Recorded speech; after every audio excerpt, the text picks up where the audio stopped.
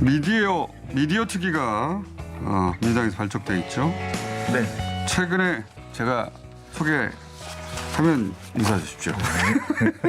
최근에 관련해서 미디어 바우처법이 발의됐습니다. 이 법안 아이디어를 저희가 한 달여 전에 들었었는데 이 대표 발의를 하신 김승원 의원 모셨습니다. 안녕하십니까? 네, 안녕하세요. 네.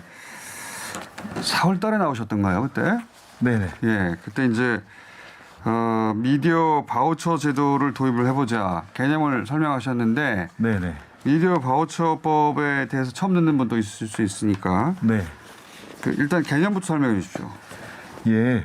지금까지는 언론이 기사를 내면 국민에게 일방적으로 전달을 하고 예. 이렇게 수용하십시오라는 취지였다면 이 미디어 바우처법을 통해서 이제는 국민이 언론에게 이거는 아닌 것 같아.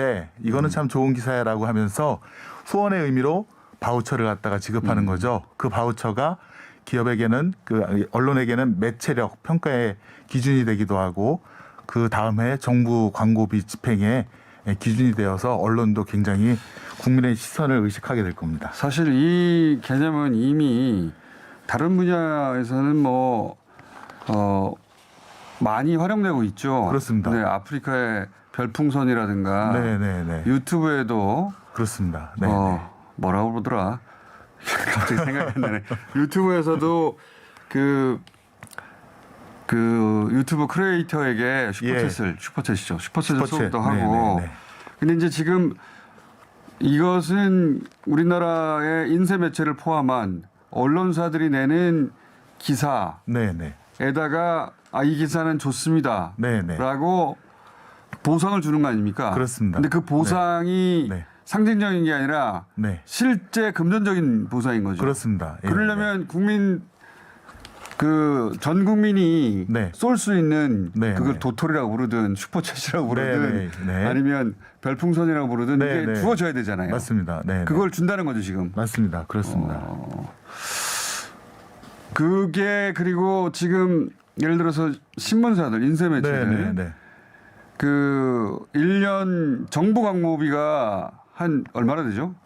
1년에 인쇄 매체만 2,500억 정도 되고요. 2,500억. 방송이라든가 다 합치면 1조 800억 원. 1조나 됩니다. 정부가 쏘는 게. 정부 공공기관 네. 합해서요. 그중에 일부를 이 미디어 바우처로 바꾸겠다는 겁니까? 일단 확실한 인쇄 매체부터 먼저 시작을 인쇄 하고요. 매체. 예, 국민들께서 반응이 좋으면 이제 방송이라든가 확장을 하는 거죠. 그럼 2,500억에 해당되는 네네. 바우처를 발행하는 겁니까? 그 전에는? 바우처가 투표권 형태로 되어서 네. 나중에 그 정부가 광고를 갖다가 줄 때 그 바우처의 기준에 따라서 주게 됩니다. 이게 왜냐하면 지금까지는 정부가 광고를 줄 때 ABC 협회 그 신문 부수에 의해서 그렇죠. 줬거든요. 그렇죠. 근데 그 신문 부수가 사실 현실하고도 맞지 않고 그건 지금까지 또 조선일보의 사례를 보면 너무 조작이 돼 있고 예. 그러니까 국민 세금을 헛돈에 쓰는 거거든요. 그렇죠. 그게 이제 계란판으로 만들어진 것이고 해외에 나와가지고 포장지로 된다는 거 아닙니까? 맞습니다. 예. 국민들한테 배달되기도 전에 그냥 네네네. 윤정기에서 찍어서 바로 네네. 배 타고 지금 해외로 나간다는 거 아닙니까? 맞습니다. 근데 이제 네네. 그 숫자까지 카운팅해서 지금까지는 그게 부수라고 네네. 거짓말이죠. 인정하고 거짓말입니다. 거짓말에 근거해서 광고비를 받아왔는데 네네. 이제 그렇게 안 하고 네네. 2,500억에 해당되는 광고를 받을 권한을 네네네. 그리고 국민들께서 바우처에 근거해서 그러니까 바우처 자체에 금전적인 가치를 담는 게 아니라 네네. 연계가 돼 있는 거죠. 그러니까 바우처를 많이 받으면 네.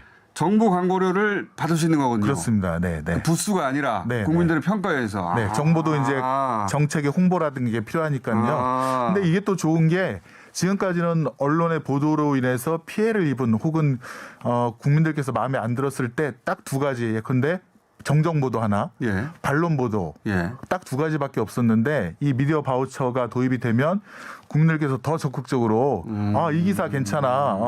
특히 이제 바우처를 어디다 쓰겠냐고 국민들께 여쭤봤을 때 제가 여론조사 한 거 보니까 사실관계 그러니까 나쁜 뉴스 사실관계를 오해한 그런 뉴스에 대해서 정정하는 기사에 주겠다. 그다음에 회사라든가 정치인의 비리에 대해서 보도하는 기사에 주겠다. 어허. 그게 한 90% 되거든요.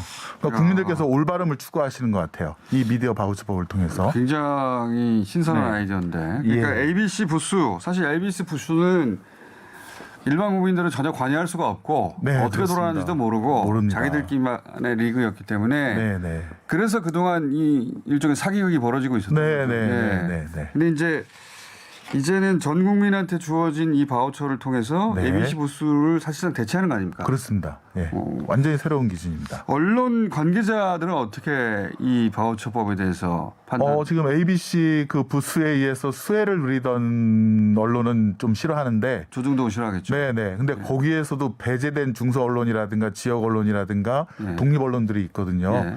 그런 언론들은 아주 좋아하고 있습니다.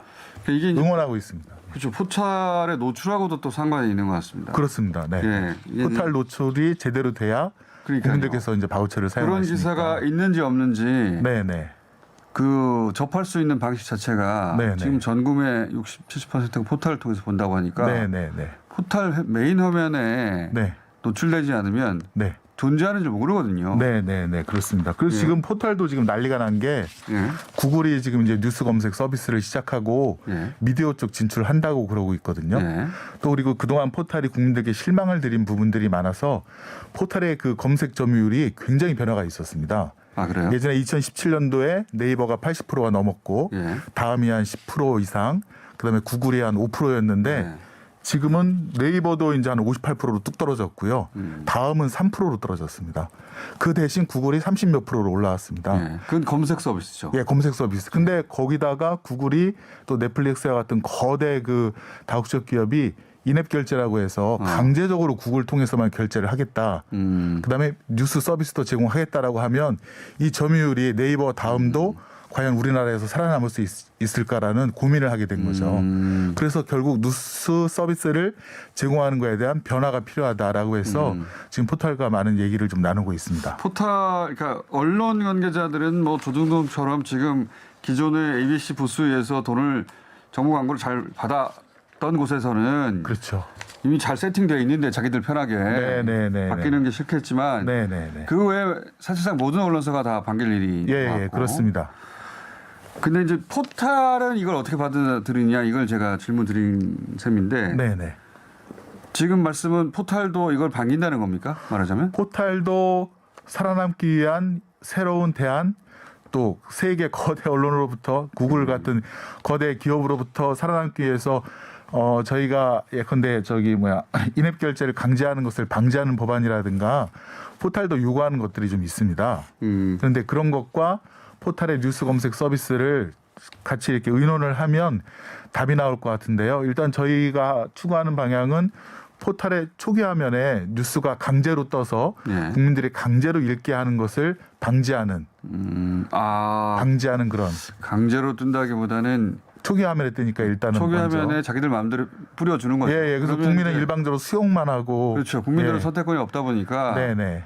이제 포탈에서는 이제 AI가 선정한다고 하는데 네네네. 어쨌든 그게 AI든 사람이든 포탈에 의해 선정된 뉴스만을 우리가 볼 수밖에 없죠. 그렇습니다. 네네. 그게 어떻게 바뀐다는 겁니까? 그래서 초기 화면에는 뉴스가 안 뜨고요. 네이버처럼? 네네. 다음도? 그렇습니다. 그 다음에 중립지대를 만들어서 예. 컨텐츠 매니지먼트 시스템이라고 하는 CMS 시스템을 만들어서 예. 거기에다가 모든 뉴스를 거기다 집어넣는 거죠. 일단? 네네. 예. 지금까지 포탈은 제휴 언론사만 받아들였는데 예. 그런 것도 없이 모든 언론사의 뉴스가 들어가게 해서 거기서 국민들께서 자기가 좋아하는 언론사 혹은 좋아하는 기자 클릭해서 자기가 자기 뉴스를 받아볼 수 있는 거를 세팅하는 겁니다.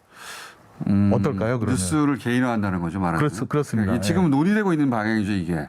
그렇습니다. 논의되고 네. 있는 말이에요. 그래서 경제에 관심이 많은 분들은 경제에 관한 언론이라든가 그러니까 기자를 클릭해서 자기가 아침에 일어나서 자기 맞춤형 경제 기사를 많이 보시고 정치에 관심이 많은 분들은 또 정치에 관한 언론사와 네. 기자를 클릭해서 정치에 관한 부분을 갖다 보실 수 있도록 하고 거기에는 물론 방송도 다 포함됩니다. 그렇게 하면 국민들께서 자기가 필요한 뉴스를 직접 선택할 수 있고 이 그러지 방향성은 않으면 기본적으로 괜찮지 않을까 싶습니다. 포탈이 자체적으로 선정한 뉴스를 무조건 메인 화면에 봐야 하는 네네. 그 메인화면에 노출을 시키는 방식은 이제 배제하고 네네네. 본인이 그 클립한 뉴스 중심으로 볼 수 있도록 그렇습니다. 재편하는 거네요. 네네네. 본인이 본인 맞춤형으로 해서 딱 뜨게끔. 지금도 네이버는 그런 방식으로 하고 있긴 합니다만 그렇습니다. 네. 이제 다음이 그렇게 하지 않다 보니까 네네네. 그리고 또 하나는 카톡 뉴스도 있어요. 카톡 뉴스. 네, 예, 있습니다. 그것도 포탈의 기능을 하거든요. 네네네. 거의 그것도 마찬가지 방. 네, 거기까지는 제가 생각을 못했는데 그게- 아무튼 네네네네. 왜냐하면 누구나 카톡을 쓰니까 네네네네. 저는 안 씁니다만 거의 99.9% 쓴다고 봐도 예, 예. 과언이 아닌데 메신저를 쓰는 분들은 네네. 그분들에는 항상 그 뉴스가 뜨잖아요. 네네네. 포탈에 들어가지 않아도 네네. 그러니까 그것도 영역으로 뉴스를 배포하는 건 마찬가지니까. 예, 지난번에도 거기 어디 나와서 공장님 천재라고 했다가 조선일보한테 한번 까인 적이 있는데 오늘은 그런 말씀 안 드리고요. 그러네요. 카카오톡 같은 그 뉴스 서비스 네. 예, 이게 좀 확장이 되었기 때문에 그 부분도 함께 논의를 할 수 있도록 하고 이 기본 정신이 이런 거 아닙니까? 네. 사람들이 왜 선정되는지 모르는 뉴스를 일방적으로 받는 시대는 끝내겠다 이런 거 아닙니까? 그 자체가 스트레스 아닙니까? 그러니까 내가 네. 선정하지 않았는데 네, 네, 예전에는 이제 포털에서 사람이 선정했다고 해서 네, 네. 그 편향성에 대해서 문제 네, 삼았는데 네, 네. 이제는 AI에 다 핑계를 대니까요. 네, 네, 네. 그러니까 왜 선정되는지 모르겠는데 네, 네. 분명히 일정한 방향성, 편향성이 보이는데도 불구하고 AI라고 네, 네. 다 퉁치고 네, 네, 넘어가는 네, 네. 게 벌써 1년 가까이 됐는데. 맞습니다. 네, 네. 그러니까 AI가 인공지능 아닙니까? 사람 손이 탔다는 거죠. 인공이라는 애초에 게. 인공지능이 알고리즘을 맞습니다. 조작하면 네. 언제든 그래서 지금은 국민들께서 직접 본인이 원하는 본인이 필요한 기사와 또 본인이 선호하는 언론사를 직접 선택해서 세팅을 하고 또 궁금하신 분들은 물론 반대쪽 영역도 충분히 읽으실 수 있도록 하는 기회를 국민께 드린다는 거죠. 예. 그러니까 국민이 언론을 평가하고 언론을 어떻게 보면 이제 감독할 수 있는 이게 또 이제 본인의 의사를 표현할 수 있는 주체가 언론사도 호응해야 되고 네. 그리고 포털도 호응해야 되고 네, 포털도 메이저 포털 2개가 있기 때문에 네네. 두 기업의 이해가 또 다를 수도 있잖아요. 그렇습니다. 이거를 조정하는 게 그렇게 쉽지는 않을 것 같은데 일단 그 기본 법안은 발의가 됐고 네네. 지금 말씀하신 게 다 이루어지려면 다른 법안들도 나와야 되는 거 아닙니까? 그렇습니다. 일단 분위기는 좋은 것이 언론은 포털에 대해서는 의리더라고요. 완전한 그걸로. 의리예요 이젠. 예, 예.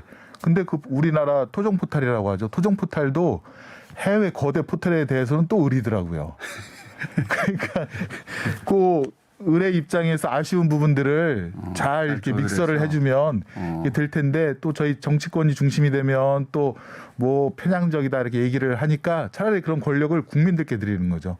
국민들께서 이게 이제 미디어 포털 4,500만의 지성으로 한번 잘 이 언론 생태계와 환경을 마련해 주시라라고 국민들께 권한을 드리면 국민들께서 특히나 우리나라 국민들은 지혜로우시니까 잘 균형을 잡아주시고 비판할 건 비판하시고 격려할 건 격려하시고 그 중간에 미디어 바우처가 있고 또 그게 정부 광고에 영향을 미치도록 하는 광고법 개정안까지 갔고요. 포털의 갑과 을 관계가 맺어진 이유의 핵심은 네.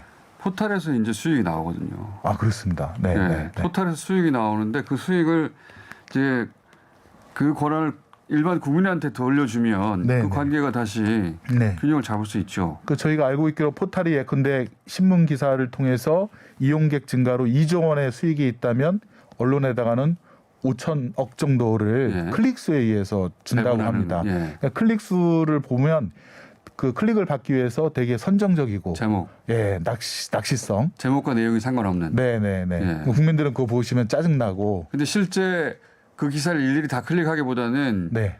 제목만으로 전해지는 분위기 네네 그렇습니다. 그것도 여론에 큰 영향을 미치죠. 맞습니다. 예. 예. 근데 그- 이제 미디어 바우처를 받게 되면 국민들께서 바우처 주려고 생각하면 좀 기사를 면밀하게 읽으시거든요. 내가 주고 싶은데 이 기사가 잘 됐는지. 그 포털에 이렇게 권한이 넘어가고 난 다음에는 네네. 스타 기자가 사라졌어요.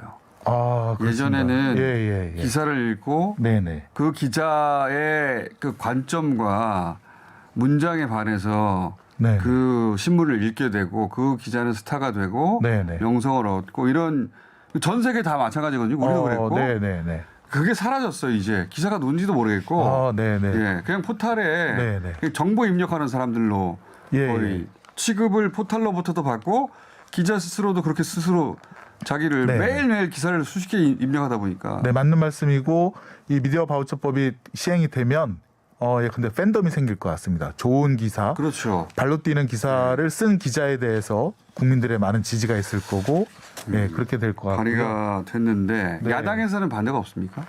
야당에서는 반대하시는 것 같습니다. 왜냐하면 이 법안에 대해서 일단은 통과를 안 시키고 잡고 계시거든요. 그래서 좀 반대가 있을 것 같고 그렇습니다. 이게 통과가 돼서 실제 시행이 돼서 우리가 눈에 보이는 변화가 있기까지는 얼마나 걸릴까요? 빨리 하면 내년부터 바로 할 수 있습니다. 내년요? 네, 네. 내년 얼마? 올 이제 국회 본회의에서 다 9월달에 통과시키면 시행을 1월 1일부터 시행을 하고 6개월 단위로 끊게 되면 근데 후반기부터 하반기부터 이 미디어 바우처에 의한 언론 영향력을 평가할 수 있게 되는 그런 시기가 올 것 같습니다. 자, 오늘 여기까지 하고요. 또 오시겠습니다. 다른 사안들도 있거든요. 미디어 네, 관련해서. 네, 네. 김승원 감사합니다. 의원이었습니다. 감사합니다. 네, 고맙습니다.